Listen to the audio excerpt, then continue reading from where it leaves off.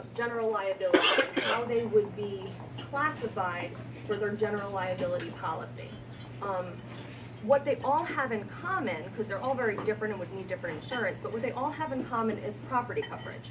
So property coverage could be anything from your contents inside your office, your tables, your desks, your chairs, your computers, to your contracting tools. Now your tools are kept in, usually, right Neil, you're going to keep them in your truck.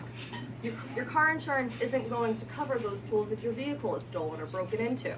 So that's going to fall on your general liability BOP policy. So that coincides also if you actually own the structure of a building. So if you're a landlord and you rent out to other tenants.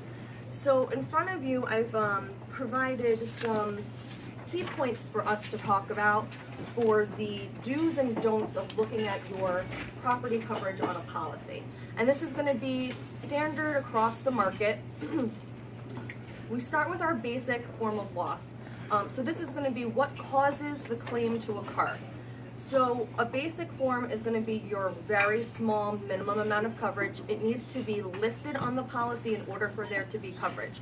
Your standard forms are going to be lightning, fire. Flood is never covered on a property policy unless it's physically endorsed or insured separately. Theft is not included on a basic form of coverage. From there, we move up to the broad form. Now, the broad form includes everything from basic, and it adds a couple extras. You'll see here it starts to include burglar. Now, that doesn't mean theft. Burglar means if it's vandalized, someone breaks in and damages your door. That is not stolen, but it's damaged. So theft is also not included on your broad form. From there, we have the most comprehensive type of coverage, and that's going to be special form.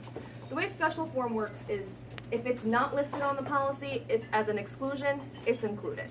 That's where our agency always insures. We try to get special form for any type of client, no matter what type of operation you're doing. So this is going to be included with theft unless there's a specific exclusion.